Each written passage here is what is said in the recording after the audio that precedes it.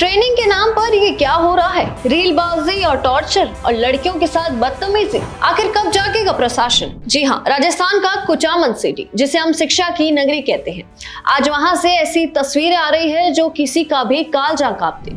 यहाँ शिक्षा और ट्रेनिंग के नाम पर खौफ और दिखावे का ऐसा कारोबार फूल रहा है जिसने मर्यादा की सारी हदें पार कर दी है। हम बात कर रहे हैं कुचामन की उस कथित कमांडो एकेडमी की जो आजकल चर्चा में अपनी किसी उपलब्धि की वजह से नहीं बल्कि विवादों और सोशल मीडिया के काले सच और वायरल रील्स की वजह से है।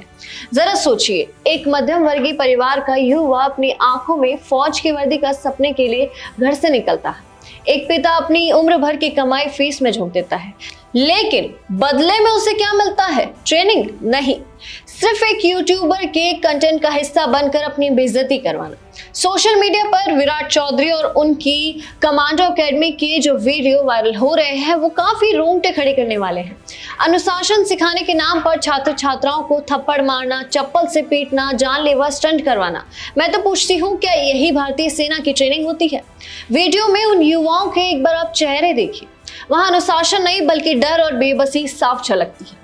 हद तो तब हो जाती है जब लड़कियों के हॉस्टल में लड़के जो है वो आधी रात को ही एंट्री ले लेते हैं। ऐसे गंभीर आरोप भी लगे हैं उन पर। सवाल यह है कि क्या ये कमांडो तैयार हो रहे हैं या ये सिर्फ व्यूज पाने के लिए इन युवाओं की गरिमा को सरेआम नीलाम किया जा रहा है? फौज की ट्रेनिंग में सख्ती जरूरी होती है, लेकिन वहां मर्यादा और प्रोटोकॉल सर्वोपरि होता है। यहाँ तो मर्यादा का नामो निशान तक नहीं है। बस हर वक्त मोबाइल का कैमरा ऑन है और रिव्यूज के लिए रील्स बनती रही है। व्यूज की भूख इस कदर बढ़ गई है कि अब ये एकेडमी जादू की दुकान भी बन गई है। आपको बता दें कि एकेडमी दावा करती है कि हम बच्चों की हाइट को 4 इंच लंबा बढ़ा सकते हैं और विज्ञान को सीधा चैलेंज भी देते हैं। और मगर इस दावे पर जब सोशल मीडिया यूजर एक जॉकी यादव ने 1 लाख रुपए का इनाम दिया और खुला चैलेंज दिया, तो पता नहीं फिर क्यों एकेडमी की तरफ से सन्नाटा पसर गया। इससे ये साफ होता है कि यहाँ देशभक्ति को ढाल बनाया जा रहा है ताकि मासूम युवाओं के सपनों का व्यापार किया जा सके।